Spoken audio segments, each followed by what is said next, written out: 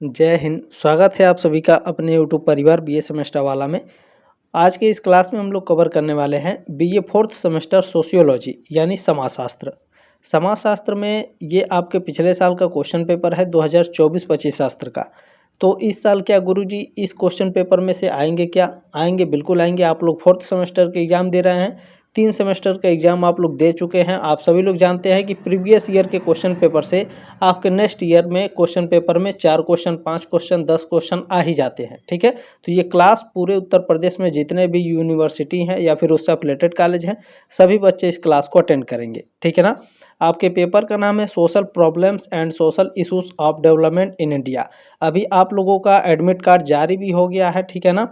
अलग अलग यूनिवर्सिटी हैं, मैं कुछ नाम ले रहा हूँ, और जितने भी यूनिवर्सिटी हैं उत्तर प्रदेश में जिनका नाम छूट जाएगा आप लोग कमेंट बॉक्स में कमेंट जरूर कर दीजिएगा कि गुरुजी मैं इस यूनिवर्सिटी से हूँ, ये मेरे अफिलेटेड कॉलेज है।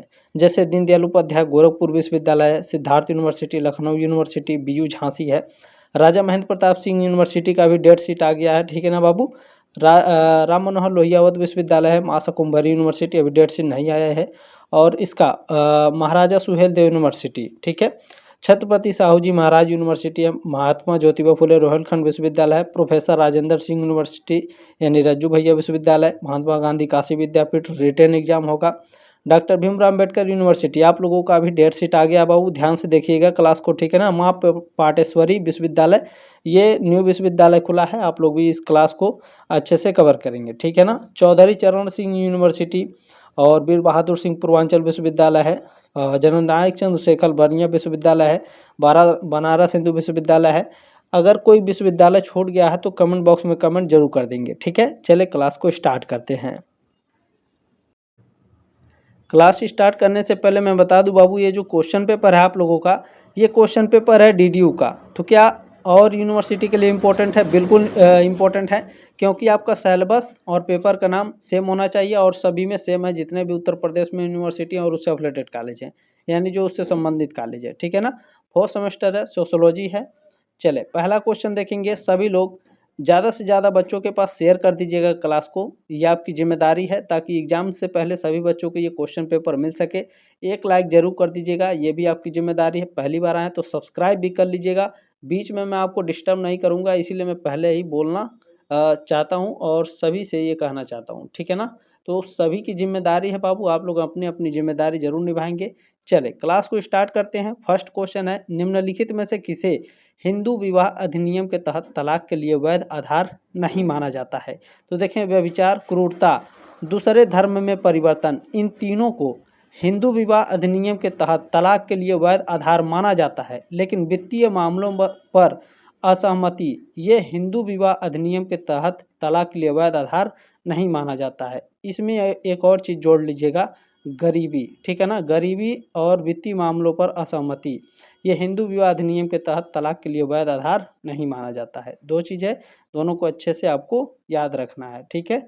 चले इसमें दूसरा क्वेश्चन। अच्छा, इसमें कुछ मैं आपको बता दूं। देखें, जो हिंदू विवाह अधिनियम 1955 बनाया गया था ना, उसी के तहत जो वित्तीय मामलों पर असहमति है और गरीबी है, ठीक है, इसको वैध आधार नहीं माना जाता है हिंदू धर्म में तलाक के लिए। ठीक है ना। इस चीज़ को आपको ध्यान रखना है अच्छे से। दूसरा क्वेश्चन क्या है, किस अधिनियम ने भारत में विवाहों का पंजीकरण अनिवार्य कर दिया?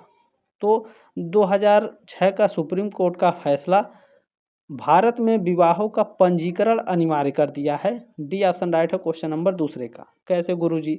तो मैं बता रहा हूँ, देखें, भारत में विवाहों का पंजीकरण अनिवार्य करने का जो श्रेय है वो 2006 का सुप्रीम कोर्ट का फैसला है। जैसे सीमा बनाम अश्वनी कुमार जो केस था, उसको लेकर के सुप्रीम कोर्ट ने फैसला सुनाया था, उसी के तहत भारत में विवाहों का पंजीकरण करना अनिवार्य कर दिया है।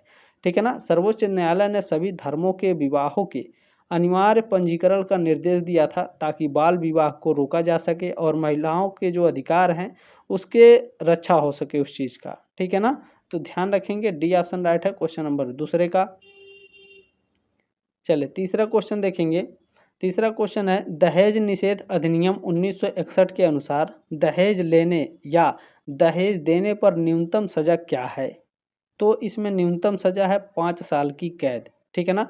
दहेज निषेध अधिनियम 1961 के तहत दहेज लेने या दहेज देने पर न्यूनतम सजा 5 साल की कैद और 15,000 या दहेज की राशि जो भी अधिक हो उसके ऊपर जुर्माना लगाया जाएगा। ठीक है, यह सजा 1986 में हुए संशोधन के बाद कड़ाई से लागू की गई है। इस चीज़ को भी आपको ध्यान में रखना है। ठीक है ना। चलें, किसी भी क्वेश्चन में कोई डाउट होगा तो आप हमसे अपना डाउट क्लियर कर लीजिएगा। 7607574584 ये मेरा व्हाट्सअप नंबर है। एग्ज़ाम के बाद आप अपना क्वेश्चन पेपर भेज दीजिएगा। किसी भी यूनिवर्सिटी में आप पढ़ रहे हो, आपका आंसर की मिल जाएगा। ठीक है ना। चलें, चौथा क्वेश्चन है, घरेलू हिंसा से महिलाओं की सुरक्षा अधिनियम 2005 के तहत घरेलू हिंसा की परिभाषा में निम्नलिखित में से क्या शामिल नहीं है। तो इसमें राजनीतिक असहमति शामिल नहीं है, बाकी शारीरिक शोषण, भावनात्मक शोषण और आर्थिक दुरुपयोग ये तीनों शामिल हैं। तो डी ऑप्शन आपका करेक्ट हो जाएगा। ठीक है ना। चले अगला क्वेश्चन देखेंगे, 5 नंबर क्वेश्चन। चले 5 नंबर क्वेश्चन देखे पूछा गया है, बाल विवाह निषेध अधिनियम 2006 के तहत बाल विवाह कराने पर अधिकतम सजा क्या है। बाल विवाह कराने पर अधिकतम सजा है 2 साल का कठोर कारावास और या फिर 1 लाख का जुर्माना लगाया जाएगा। ठीक है ना। सी ऑप्शन राइट है क्वेश्चन नंबर 5 का। बाल विवाह निषेध अधिनियम 2006 के तहत बाल विवाह संपन्न कराने, उसका संचालन करने या सहायता करने वाले किसी भी व्यक्ति जैसे माता पिता, रिश्तेदार या फिर पंडित ही हो गए, उन सभी को 2 वर्ष तक की कठोर कारावास और 1 लाख रुपए तक का जुर्माना लगाया जा सकता है। ठीक है ना। चलिए, तो इसीलिए आप लोग अवेयर रहिए। ठीक है, किसी का भी अगर कोई बालिग नहीं है, 18 साल से कम है, तो विवाह करता है तो उसमें आप लोग ना पड़े, नहीं तो आपको जेल हो सकती है 5 साल की और जुर्माना भी लगाया जा सकता है। ठीक है ना। चले, नेक्स्ट क्वेश्चन है कि 1954 का विशेष विवाह अधिनियम इस पर लागू होता है। किस पर लागू होता है। तो यह धर्म की परवाह किए बिना सभी भारतीय नागरिक। ठीक है ना। ऑप्शन नंबर सी राइट है क्वेश्चन नंबर 6 का। 1954 का विशेष विवाह अधिनियम स्पेशल मैरिज एक्ट 1954 यह धर्म या आस्था की परवाह किए बिना सभी भारतीय नागरिकों पर लागू होता है। ठीक है। चलें, नेक्स्ट क्वेश्चन देखेंगे 7 नंबर। चले 7 नंबर क्वेश्चन पूछा गया है, हिंदू विवाह अधिनियम 1955 के तहत पुरुषों और महिलाओं के लिए क्रमशः विवाह की कानूनी उम्र क्या है। विवाह की कानूनी उम्र क्या है। तो पुरुषों के लिए 21 साल और महिलाओं के लिए 18 साल। ठीक है ना। बी ऑप्शन राइट है क्वेश्चन नंबर 7 का।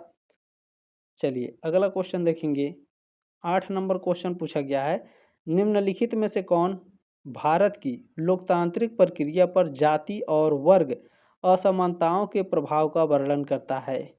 तो वे वास्तविक लोकतांत्रिकरण और न्यायसंगत विकास में बाधा डालते हैं। बी ऑप्शन राइट है क्वेश्चन नंबर 8 का। क्वेश्चन समझ में आया। निम्नलिखित में से कौन, तो वे वास्तविक लोकतांत्रिकरण और न्यायसंगत विकास में बाधा डालते हैं जो भारत की लोकतांत्रिक प्रक्रिया पर जाति और वर्ग असमानताओं के प्रभाव का वर्णन करता है। ठीक है ना।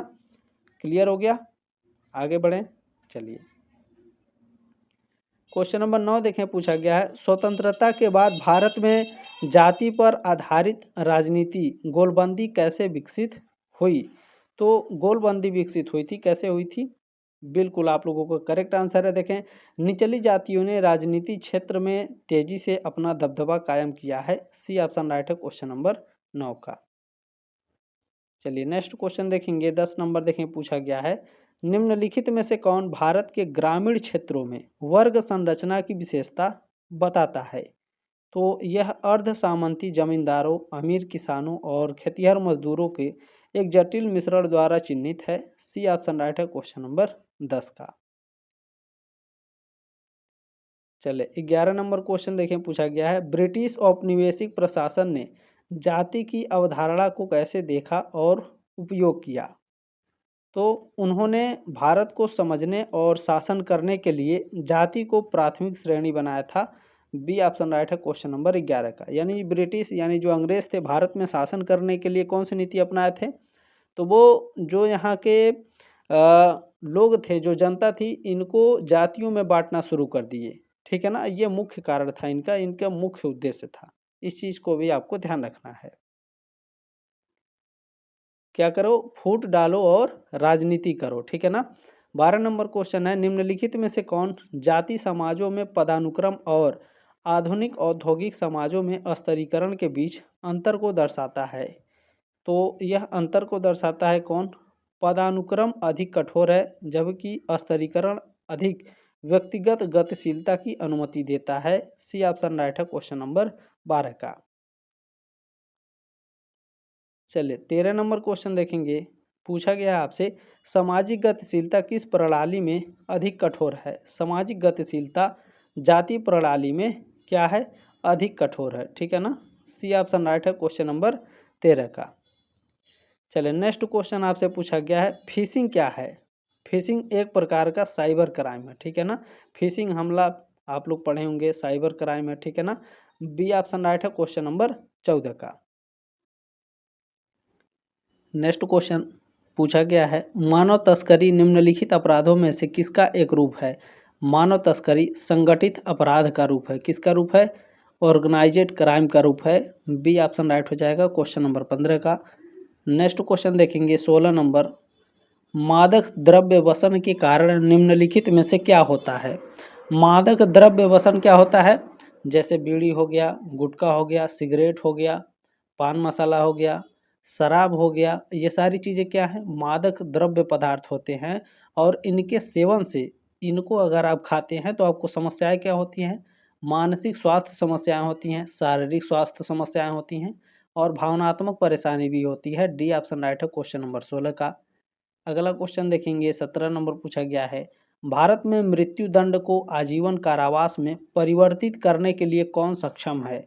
तो भारत की जो राष्ट्रपति होती हैं, अगर किसी को भारत में मृत्यु दंड यानी फांसी की सज़ा दी गई है तो उसे आजीवन कारावास, उसे जीवन भर जेल में रखने, ठीक है, मृत्यु दंड को आजीवन कारावास यानी जीवन भर उसे जेल रहेगा, उसे मृत्यु नहीं होगी।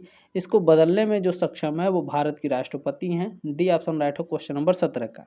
अगर किसी को फांसी की सज़ा हुई है तो वो राष्ट्रपति से अपना आवेदन करके, उनसे अपनी समस्याओं को बता करके या फिर उनसे एप्लीकेशन लिख करके अपने सज़ा को कम करवा सकता है। जो मृत्युदंड है उसे आजीवन कारावास में परिवर्तित करा सकता है, ठीक है।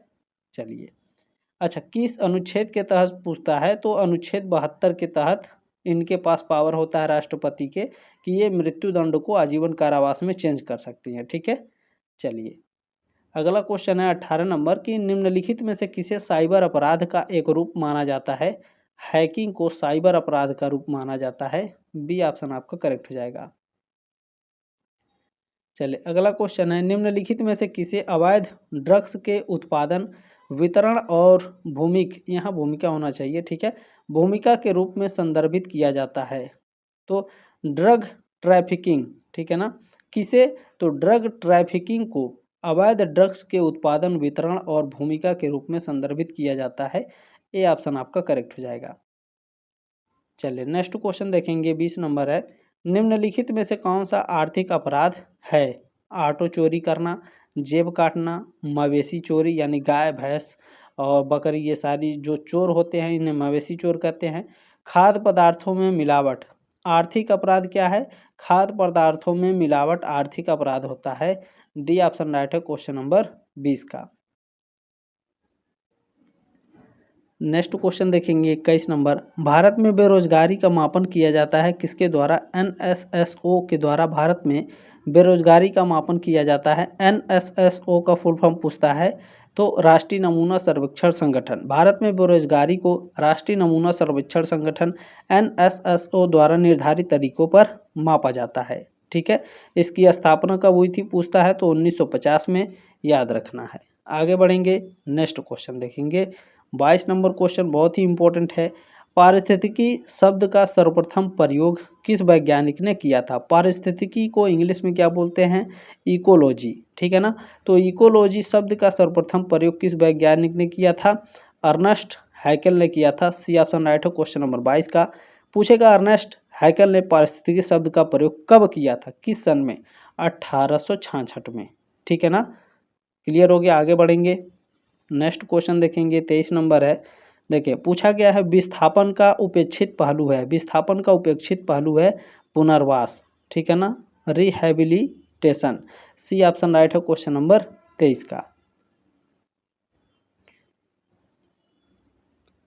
चलिए नेक्स्ट क्वेश्चन देखेंगे। 24 नंबर पूछा गया है, भूमि अधिग्रहण अधिनियम कब पारित हुआ था? भूमि अधिग्रहण अधिनियम, लैंड एक्विजिशन एक्ट, ठीक है, ये कब पास हुआ था बाबू? पास हुआ था 1894 में। ए ऑप्शन राइट है क्वेश्चन नंबर 24 का, ठीक है। भूमि अधिग्रहण अधिनियम 1994 में पारित हुआ। यह कानून ब्रिटिश औपनिवेशिक सरकार द्वारा सार्वजनिक उद्देश्यों और कंपनियों के लिए भूमि के अनिवार्य अधिग्रहण को विनियमित करने के लिए बनाया गया था। इसे बाद में 2013 में एक नए अधिनियम द्वारा प्रतिस्थापित कर दिया गया। प्रतिस्थापित मतलब होता है उसकी जगह कोई और नियम लाया गया था। कब? 2013 में, ठीक है। इस चीज़ को आपको याद रखना है। चलिए अगला क्वेश्चन देखें। अगर इसमें डेट भी पूछेगा तो आपको याद रखना है, भूमि अधिग्रहण अधिनियम कब लागू हुआ था? 1 मार्च को, ठीक है ना, 1 मार्च, ठीक है, 1 मार्च 1894, ठीक है ना, 1 मार्च 1894। नेक्स्ट क्वेश्चन है, प्रथम पृथ्वी सम्मेलन कहाँ हुआ? कहाँ हुआ, कब हुआ? 2 क्वेश्चन ऐसे पूछे जाते हैं, तो ध्यान रखिएगा। 3 से 14 जून, ठीक है ना, 3 से 14 जून 1992 को रियो डी जेनेरियो में प्रथम पृथ्वी सम्मेलन हुआ था। सी ऑप्शन राइट हो जाएगा क्वेश्चन नंबर 25 का। चलिए क्वेश्चन नंबर 26 देखें। पूछा गया है, ग्रीन हाउस प्रभाव उत्पन्न करने वाली गैस नहीं है? कार्बन डाइऑक्साइड, मीथेन और नाइट्रस ऑक्साइड, ये तीनों क्या हैं? ग्रीन हाउस गैसें उत्पन्न करने वाली हैं। नाइट्रोजन आपका ग्रीन हाउस गैस नहीं है। डी ऑप्शन राइट है क्वेश्चन नंबर 26 का। चलिए 27 नंबर क्वेश्चन है, सतत विकास लक्ष्यों की संख्या कितनी है? सस्टेनेबल डेवलपमेंट का जो गोल है वो 17 है। सी ऑप्शन राइट है क्वेश्चन नंबर 27 का। मुझे लगता है ये 2026-27 वाले एग्जाम में भी आएगा। 28 नंबर क्वेश्चन है, ग्रीन इंडिया मिशन कब लागू हुआ था? Very very most important question है। ग्रीन इंडिया मिशन ये 20 फरवरी 2014 को लागू हुआ। ए ऑप्शन राइट है क्वेश्चन नंबर 28 का। क्वेश्चन नंबर 29 पूछा गया है, पारिस्थितिकी को मानव व वातावरण की समग्रता का विज्ञान बताया है, किसने कहा? तो ये स्टेटमेंट दिया था ओडम महोदय ने, ठीक है ना। पारिस्थितिकी को मानव व वातावरण की समग्रता यानी total integration of man and environment का विज्ञान यूजिन ओडम ने बताया है। ये ऑप्शन आपका राइट हो जाएगा। प्रश्न नंबर 30 इसमें पूछा गया है, मानव विकास सूचकांक के जनक माने जाते हैं। Very very most important question है, मानव विकास सूचकांक, ठीक है ना, ह्यूमन डेवलपमेंट इंडेक्स, इसके जनक कौन है भैया? तो इसके जनक है महबूब ul Haq. A option right है क्वेश्चन नंबर 30 का। इसमें कुछ इंपॉर्टेंट चीज़ें आपको याद रखनी है। मानव विकास सूचकांक यानी HDI, ह्यूमन डेवलपमेंट इंडेक्स, इसके जनक पाकिस्तानी अर्थशास्त्री महबूब उल हक हैं। इनको माना जाता है, ठीक है। उन्होंने 1990 में, कब? 1990 में संयुक्त राष्ट्र विकास कार्यक्रम UNDP के लिए पहला मानव विकास प्रतिवेदन ह्यूमन डेवलपमेंट रिपोर्ट तैयार किया था, जिसमें भारतीय अर्थशास्त्री अमर्त्य सेन का भी महत्वपूर्ण योगदान रहा था, ठीक है। चलिए नेक्स्ट क्वेश्चन है 31 नंबर, भारत में अपराध पर कालानुक्रमिक आंकड़े किसके द्वारा संकलित और प्रकाशित किया जाता है? बहुत ही इंपॉर्टेंट क्वेश्चन है। तो राष्ट्रीय अपराध रिकॉर्ड ब्यूरो के द्वारा, ठीक है ना, नेशनल क्राइम रिकॉर्ड ब्यूरो के द्वारा भारत में अपराध पर कालानुक्रमिक आंकड़े दिए जाते हैं, ठीक है ना। बी ऑप्शन राइट है क्वेश्चन नंबर 31 का। चलिए नेक्स्ट क्वेश्चन है 32 नंबर, निम्नलिखित में से कौन सा एक बिना पीड़ित का अपराध है? तो जुआ, जुआ क्या है? बिना पीड़ित का अपराध है। बी ऑप्शन राइट है क्वेश्चन नंबर 32 का, ठीक है। आगे बढ़ेंगे। चलिए अगला क्वेश्चन देखेंगे, एक सेकेंड, इसमें कुछ मैं आपको बता दी, ठीक है ना। राष्ट्रीय अपराध रिकॉर्ड ब्यूरो, इसकी स्थापना कब हुई थी? ये आपके एग्जाम में पूछ सकता है, ठीक है ना। तो इसकी स्थापना हुई थी 1986 में, ठीक है ना। 1986 में राष्ट्रीय अपराध ब्यूरो इसकी स्थापना हुई थी। बहुत ही इंपॉर्टेंट चीज़ है। स्थापना वर्ष भी इसका पूछ सकता है। ठीक है, इसमें मैं भूल गया था बताना, इसलिए मैंने बता दिया। चले, हो गया ना। चलिए 33 नंबर क्वेश्चन, बहुत ही अच्छे। देखें, इंटरनेट या अन्य कंप्यूटर नेटवर्क पर किए गए अपराधों को कहा जाता है। तो इंटरनेट या अन्य कंप्यूटर नेटवर्क पर किए गए अपराधों को साइबर अपराध कहा जाता है, साइबर क्राइम कहा जाता है। सी ऑप्शन राइट है क्वेश्चन नंबर 33 का। नेक्स्ट क्वेश्चन है 34 नंबर पूछा गया है, अपराधशील उपसंस्कृति का सिद्धांत किसने प्रतिपादित किया। बहुत ही इंपॉर्टेंट क्वेश्चन है ये। तो कोहेन महोदय ने अपराधशील उपसंस्कृति सिद्धांत को प्रतिपादित किया था। सी ऑप्शन राइट है क्वेश्चन नंबर 34 का। ठीक है ना। अपराध शास्त्र यानी क्रिमिनोलॉजी के क्षेत्र में अपराधशील उपसंस्कृति का सिद्धांत अल्बर्ट कोहेन ने अपनी प्रसिद्ध पुस्तक डेलिंक्विट बॉयस 1955 में दी थी। ठीक है ना, ये चीज़ आपको याद रखना है। अगला क्वेश्चन है 35 नंबर, प्रमुख रूप से श्वेत वसन अपराध कौन करते हैं। श्वेत वसन अपराध कौन करता है भैया। श्वेत वसन अपराध करते हैं उच्च परिस्थिति के व्यक्ति। ठीक है ना, हाई स्टेटस वाले लोग श्वेत वसन अपराध करते हैं। बी ऑप्शन राइट है क्वेश्चन नंबर 35 का। श्वेत वसन अपराध क्या होता है। तो सफ़ेद पोश अपराध कहा जाता है श्वेत वसन अपराध को। उच्च सामाजिक स्थिति और प्रतिष्ठित व्यक्ति वाले या फिर पेशे वाले लोग इसे करते हैं। वित्तीय या व्यावसायिक अपराध है ये, जैसे गबन, धोखाधड़ी या कर यानी टैक्स चोरी। ठीक है, यह शब्द अमेरिकी समाजशास्त्री एडविन सदरलैंड ने 1939 में दिया था।